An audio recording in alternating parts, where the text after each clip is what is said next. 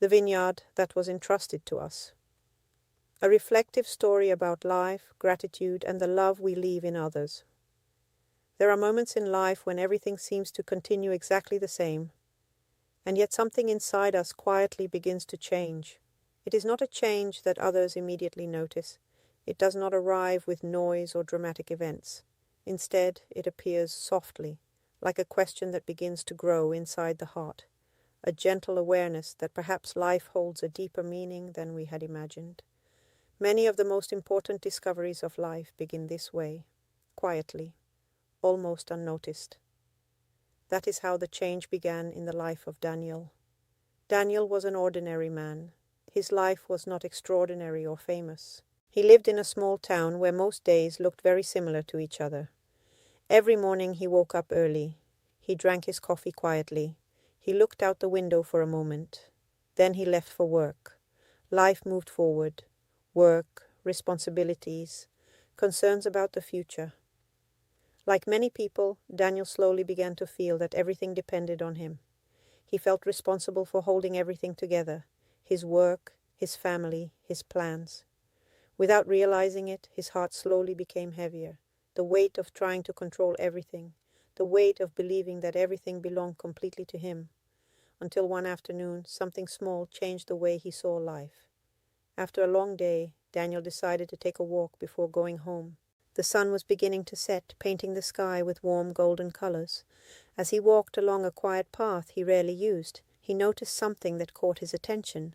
There was a small piece of land surrounded by a wooden fence. Inside the fence grew rows of grapevines. It was a vineyard, not a large one, not impressive, but there was something peaceful about it. The leaves moved softly with the wind, and the air carried the smell of fresh earth. In the middle of the vineyard stood an elderly man working carefully among the plants. He moved slowly, touching the vines, removing dry leaves, and adjusting the branches. Daniel watched for a moment before approaching. "Good afternoon," he said. The old man lifted his head and smiled. "Good afternoon." Daniel looked around at the vineyard. "It must be a lot of work to take care of all this." The old man nodded gently. "Yes, but it is beautiful work." Daniel asked something natural. "Is this your vineyard?" The old man shook his head. "No." Daniel was surprised. "It isn't?" The old man leaned on his tool and looked at the vines. "I only take care of it." There was a brief silence. "Then who owns it?" Daniel asked. The old man replied calmly, "A man who trusted me to care for it while he is away." Daniel looked again at the vines. The old man continued speaking. "When someone entrusts you with something valuable, you care for it differently. You don't treat it as if it fully belongs to you. You treat it like a gift that must be protected." Daniel felt that those words carried a deeper meaning than they first appeared. Over the next few days, he found himself returning to that place. He didn't fully understand why. Perhaps the quiet vineyard gave him a sense of peace he had not felt in a long time. Each time he arrived, the old man was there working patiently, watering the plants, adjusting branches, protecting the weaker vines. One day Daniel asked him, "How do you know what each plant needs?" The old man smiled. "By observing, by listening, by waiting. Each plant grows at its own pace.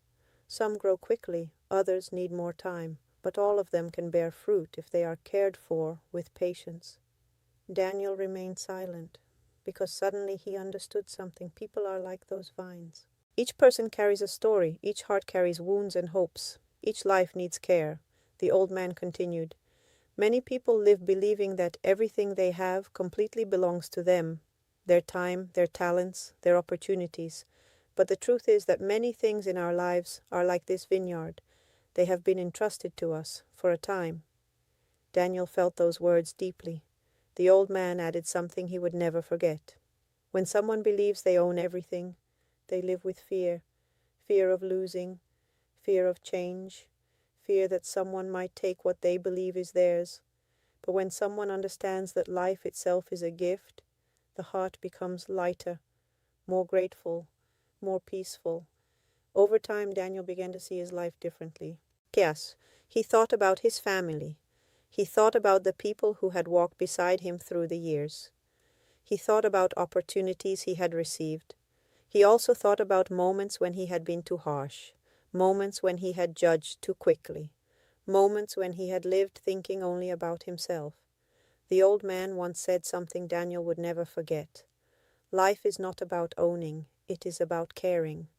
Caring for relationships, caring for the heart, caring for the opportunities we receive, caring for the love that has been entrusted to us, because in the end, what remains is not what we accumulate. It is the fruit we leave in the lives of others.